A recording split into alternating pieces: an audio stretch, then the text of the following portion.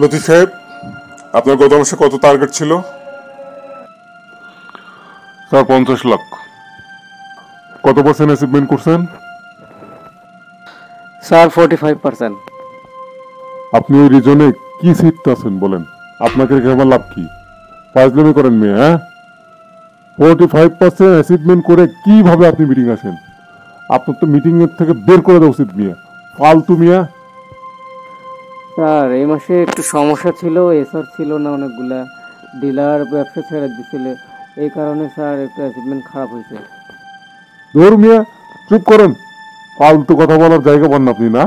SR সমস্যা ছিল, dealer সমস্যা ছিল, আপনি কেন আছেন? কেন আপনাকে রাখা হয়েছে? বেতন কি কম নেন ভাই? 1 টাকাও কি বেতন কম নেন? এসআর কেন দিতে পারেন না? আপনার ডিলার সমস্যা থাকে কেন? ডিলার কেন নতুন দিতে পারেন না? পুরাতন ডিলার কেন ব্যবসা করে না? কি সমস্যা? এগুলো সমস্যা নিয়ে আমাকে এসে বয়ান শোনাইতে আসছেন মিয়া? ফাজলামি করেন মিয়া। আপনার সব ফাজলামির জন্যে আপনাকে আমি রাখি নাই। চাকরি ঠিক মতো করলে করেন, আর না করলে বলেন যে পারবেন না, আপনাকে ভাই ডিসমিস করে দিই। এগুলো ঝামেলা ভেজাল রাইখা আমার লাভ নেই তো ভাই। কোম্পানির কাছে আমাকে জবাবদিহিতা করতে হয়। টার্গেট করতে পারে না, আইসে খালি দাঁড়া থেকে জমিদারি ভাব দেখাই। সরি স্যার, এরকম আর হবে না। সামনের মাস থেকে আমি খুব ভালো অ্যাচিভমেন্ট করে দেবো স্যার। আমার অ্যাচিভমেন্ট হবে স্যার, ভালো হবে স্যার। এখন মোটামুটি গুছায় নিয়ে আসছি, এসআরও স্যার জয়েন করে ফেলবো। আর ডিলার স্যার নতুন যে দু একটা বাকি আছে সেটা দিয়ে দেবো স্যার। দিয়ে স্যার আমার সামনের মাসে অ্যাচিভমেন্ট ভালো হবে। কি সামনে শিখবেন ভালো হবে? কিভাবে ভালো করবেন? এসব দিবেন, ডিলার দিবেন, এখন করছেন 45%, সামনের মাসে কি করবেন? 50% করবেন? 50% করে আপনি ভালো করবেন? কি ভালো করবেন আপনি আমাকে বুঝেন। স্যার 100% করে দেবো ইনশাল্লাহ।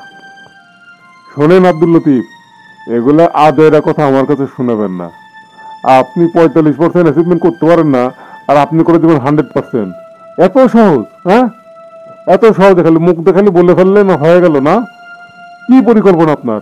কিভাবে 100% করবেন মিয়া? ফালতু কথা বলেন।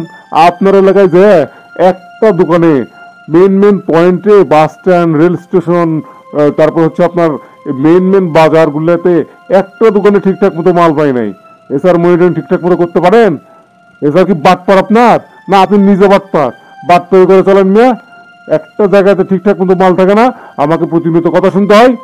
কেন এগুলোতে মাল থাকে না? কি কারণে? এছাড়া কেন কাজ করে না? ফালতু মিয়া। বলেন আপনার রেসার কন্ট্রিবিউশন কত? কয় টাকা আছে আপনার এভারেজ পার রেসার? স্যার 2,05,000 টাকা। টার্গেট কত পার রেসার? টার্গেট তো আপনার পার রেসার 4 লাখ টাকা। আপনি বেচতেছেন 2,05,000 টাকা, আর বাকি হচ্ছে 1,95,000 টাকা আমার বাবাই বেচে দিবে। হ্যাঁ, আমার বাবাই বেচে দিবে মিয়া। জি না স্যার, আমিই বেচে দেবো স্যার, আমাকেই তো বেচতে হবে। এই শফিক সাহেব, আপনি ওনার থেকে লিখিত নেন। উনি যদি আগামী মাসে 100% করে দিতে না পারে, তাহলে ওনার আর চাকরি থাকবে না। সসম্মানে এখান থেকে রিজাইন দিয়ে চলে যাবেন ভাই। আপনার মতো লোক আমার দরকার নাই। আপনার চেহারা দেখার জন্য আমি আপনাকে নিয়োগ দিই নাই। চেহারা দেখতে এখানে আমার দরকার নেই আপনাকে। আপনি যান ভাই, প্রয়োজনে অন্য কোনো কোম্পানি খুঁজেন। আর যদি এখানে চাকরি করতে চান, তাহলে আমাকে 100% অ্যাচিভমেন্ট করে দিতে হবে, আর তা না হলে আপনি থাকতে পারবেন না।